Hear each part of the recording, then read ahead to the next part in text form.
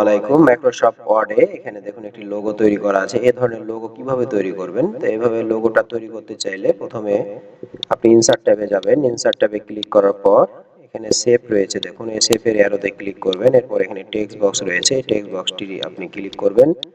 Text বক্সে click করে আমি ক্লিক করলাম। এরপর আমি এই লেখাগুলো, আমার এখানে 3টি লাইন দরকার, সেলফ মেড কম্পিউটার, এবং মিডিলে একটি এস্টাবলিশড তার ইয়ার দরকার, এবং নিচে আর একটি লেখা দরকার। তো 3টি লাইনে আমি এগুলো লেখাগুলো কপি করা ছিল, আমি পেস্ট করে নিয়ে আসলাম। আপনি লিখবেন।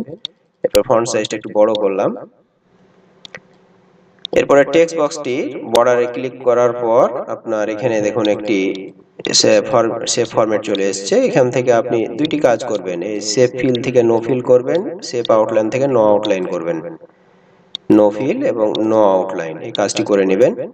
এরপরে শেপ ফরম্যাটের নিচেই এখানে একটি আইকন রয়েছে, এই অ্যারোতে ক্লিক করবেন। অ্যারোতে ক্লিক করলে এখানে একটি অপশন রয়েছে ট্রান্সফর্ম, এই লাস্টের এই অপশনটি আপনি সিলেক্ট করবেন।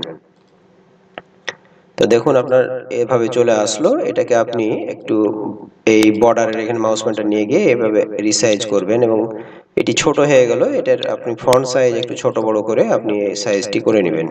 আপনি আপনার মতো করে একটু ফন্টটি ছোট বড় করে আপনি এটা দেখতে পারেন।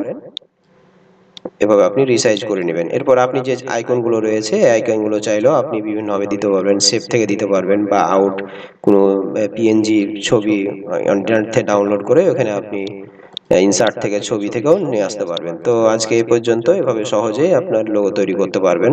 আসসালামু আলাইকুম।